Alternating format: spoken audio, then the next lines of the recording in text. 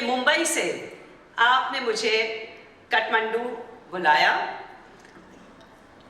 मैं बात कर रही थी जब मैं एयरपोर्ट से आ रही थी कि मैं लगभग 30 साल के बाद वापस काठमांडू आई हूँ। पशुपतिनाथ के मैंने दर्शन किए थे लास्ट टाइम, और इतना सुंदर है आपका देश। जैसे आप लैंड करते हैं वैसे ही आप हिमालय की गोद में आ जाते हैं। ठंडी हवा, सुकून और बहुत हंसते खिलखिलाते हुए चेहरे नजर आते हैं। हमेशा खुशी होती है जब यहाँ पे आने का मौका मिला है। लास्ट टाइम आई थी तब सागर परिवार के साथ आई थी, क्योंकि रामायण शायद उस वक्त आपके धारावाहिक में नेपाली लैंग्वेज में उनको डब करके चाहिए थी। अब मुझे क्लियरली याद नहीं है, लेकिन ये मैंने जाना है। राम जी से ये जानना मिलता है कि वो एक बहुत आदर्श और बहुत ही अच्छे पुत्र रहे हैं, बहुत अच्छे भाई रहे हैं और पति भी रहे हैं। क्योंकि उस जमाने में 2-2, 3-3 पत्नियां करने की प्रथा रहती थी, लेकिन उन्होंने सीता जी को देखकर कहा कि नहीं, मैं व्रत लेता हूं कि मैं सिर्फ एक पत्नी धर्म निभाऊंगा। ये जो उन्होंने अपने जीवन में सबको कुछ न कुछ उपदेश दिया है। हर रोज कोई न कोई एक ऐसी बात होती थी रामायण में कि आपको उससे सीख मिलती है। वो सीख आपको शायद लक्ष्मण जी से मिलती है, भरत से मिलती है, कहीं ना कहीं कौशल्या माँ से मिलती है। कोई एक पात्र रामायण का ऐसा नहीं है जो आपको सिखा कर नहीं जाता है। इसलिए कहते हैं घर घर में रामायण, और वो घर जो रामायण की नीति कुछ अपनाता है वो घर में राम बसता है, नारायण बसता है।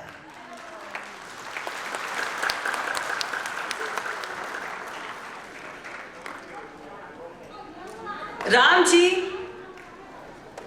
जब हम रामायण की बात करते हैं, जब उनका 14 साल का वनवास हुआ, और पूरी कहानी रामायण की यही है, उनका वनवास कैसे हुआ, कैसे उन्होंने गुजारा वो 14 साल, और कैसे सीता माँ को वो वापस अयोध्या लेकर आया। उस वक्त रो पड़े और कहा, हम जानते हैं कि आप स्वयं विष्णु के अवतार हैं और आपने मुझ जैसे तुझ आदमी के आपके सर पे हाथ रखा है, लेकिन भगवान के लिए हर इंसान बराबरी का होता है। वो उन्होंने उस वक्त निषाद राज को गले लगाकर कहा। हर एक मौके पे उन्होंने अपने पत्नी को वापस लाने के लिए जिस तरीके से दिन गुजारे हैं, वो चाहे जितना भी तुच्छ क्यों ना हो उसको अपनाया है, क्योंकि भगवान के लिए सब समान है। शबरी जैसी बूढ़ी औरत जो सिर्फ भक्ति में थी, वो राम जी के लिए इंतजार कर रही थी, अपेक्षा कर रही थी कि कब राम जी आएंगे। उनका प्यार देखिए, उनकी भक्ति देखिए। झूठे बेर खिलाए राम जी को, प्रभु को खिलाए, राम जी को खिलाए, लेकिन राम जी ये बात को समझते थे कि जो झूठे बेर खिला रही है माता, वो इसलिए खिला रही हैं क्योंकि उनके दिल में एक माँ का प्रेम है, एक बेटे के लिए। और वो जानती थी कि उनका जो बेटा बेर खाने वाला है वो स्वयं विष्णु भगवान है। आगे चल के राम जी ने सुग्रीव की मदद ली, जो है तो वानर ही, भालू की मदद ली, उन्होंने पशु पक्षी की मदद ली। तो ये क्या सिखाता है हमें? ये हमें ये बात सिखाता है, वासुदेव कुटुंबकम। ये जो संसार है ये एक परिवार है, और इसमें हर एक इंसान, हर एक जानवर, हर एक पक्षी का एक रोल होता है, एक कैरेक्टर होता है जिसको अभिनय करना पड़ता है उनको। और ये जितने भी आते हैं इस धरती पे, इस सृष्टि पे, वो भगवान के आशीर्वाद से आते हैं, वो भगवान के हैं। आज आप और मैं, हम सब उनके चाहते लोग हैं और हमें इस परिवार को एक करना है। आपको क्या लगता है भगवान ने हमें क्यों भेजा है?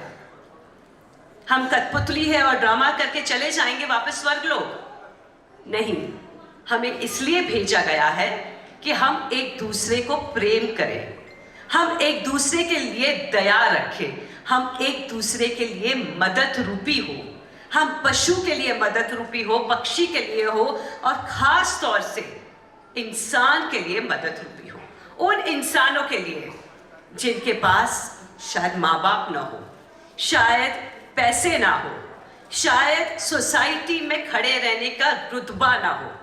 और अगर वो सब प्रभु राम ने आपको दिया है तो आपका सबसे बड़ा फर्ज सोसाइटी की ओर, भगवान की ओर यही बनता है कि आप उन बच्चों की, उन परिवारों की मदद कीजिए, चाहे वो पैसे से हो, चाहे वो अपने समय से हो, चाहे वो अपने कर्म से हो। हम सब लोग यहाँ पे बहुत धर्मिष्ठ होंगे।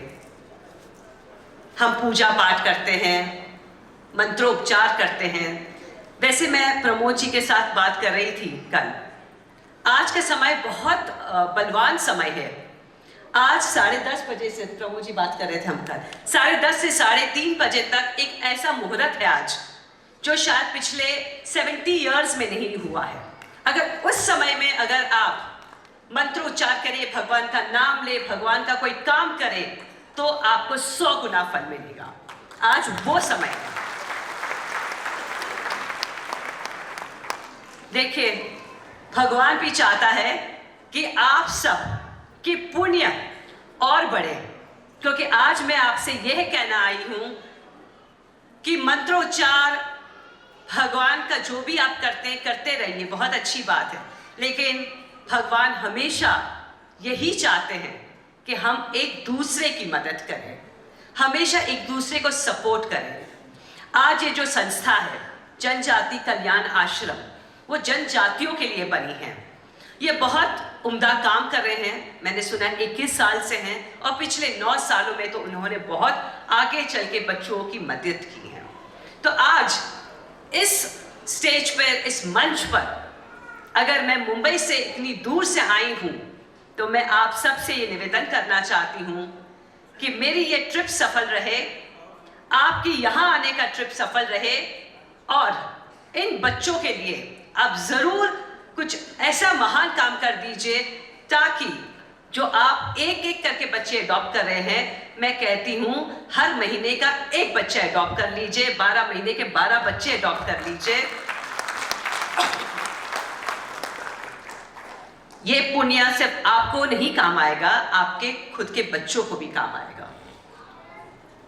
भगवान हमेशा ये कहते हैं कि 3 प्रकार के योग होते हैं। एक होता है तामसी, एक होता है राजसी, और एक होता है सात्विक।